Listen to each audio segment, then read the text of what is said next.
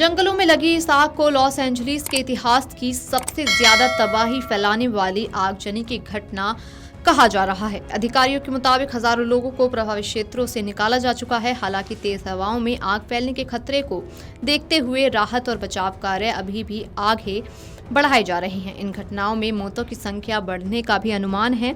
Reports के मुताबिक जिस दौरान दमकल कर्मी इन आग को घातक स्तर तक पहुंचने से रोकने के लिए जी जान लगा रहे थे, उसी दौरान उनकी कोशिशों को बड़ा झटका लगा। दरअसल कैलिफोर्निया में जलाशयों में कम पानी की मौजूदगी की बात सामने आई, जिसमें यहाँ हाइड्रेंट्स में प्रेशर कम हो गया। कैलिफोर्निया के गवर्नर गोविन न्यूसम ने स्वतंत्र जांच की मांग की है। किस तरह पानी की कमी ने लॉस एंजलिस क्षेत्र में लगी आग के खिलाफ लड़ाई को नुकसान पहुंचाया। गिविन न्यूसम ने कहा कि उन्होंने कुछ फायर हाइड्रेंट में पानी की सप्लाई की कमी और सेंटा यनेज जलाशय के मेंटेनेंस के लिए बंद होने की कथित घटनाओं की जांच शुरू कराई है। बताया गया है कि सेंटा यनेज रिजर्वेयर में मेंटेनेंस की वजह से पानी न होने की बात सामने आई है। दमकल की टीमों ने आगे के खतरे के मद्देनजर बुधवार शाम 6 बजे तक के लिए उच्च स्तरीय अलर्ट जारी किया है। मंगलवार को सबसे तेज हवाएं चलने की चेतावनी भी जारी की है, जिससे आग के पूर्वी क्षेत्र में तेजी से फैलने का खतरा जताया गया। मैदानी क्षेत्र में इनकी रफ्तार 80 किलोमीटर प्रति घंटा तक पहुंचने का अनुमान लगाया गया है। वहीं पहाड़ी क्षेत्र में इनकी रफ्तार 113 किलोमीटर प्रति घंटा तक रह सकती है। इसी के साथ आपको बताते चलें कि अमेरिका में आग से बचने वाले लोग इसके ट्रॉमा से उभर नहीं पा रहे हैं। तबीता ट्रोसेन और उनके बॉयफ्रेंड ने अपनी भावनाएं साझा की हैं। उन्होंने कहा कि आग में फंसने के बाद लग रहा था कि जैसे जिंदगी का अंत ही हो जाएगा। उस वक्त बस एक ही बात याद आ रही थी कि हमें विनम्र रहना चाहिए। ये घटना हमें अपने बैकग्राउंड और अपनी जिंदगी और परिवार की याद दिलाती रही। गौरतलब है कि अमेरिका के विभिन्न इलाकों में लगी भीषण आग में लगभग 24 लोग मारे गए हैं। वहीं 12,500 स्ट्रक्चर जलकर राख हो चुके हैं। कैलिफोर्निया फायर डिपार्टमेंट ने इस बारे में जानकारी दी है।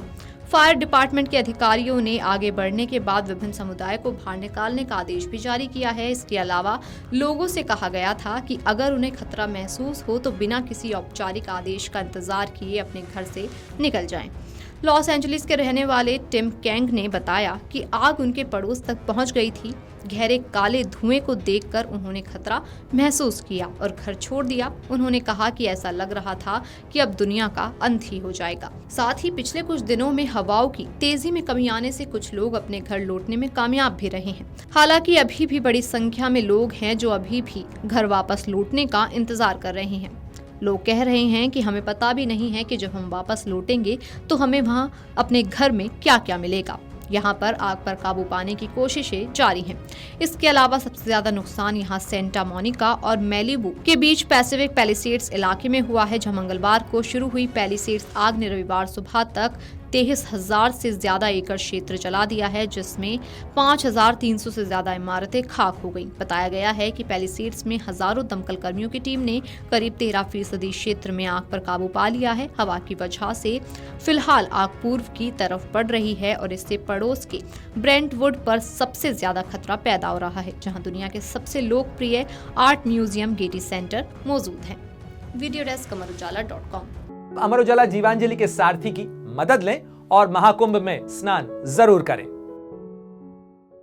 अमर उजाला जीवांजलि के सारथी की मदद लें और महाकुंभ में स्नान जरूर करें।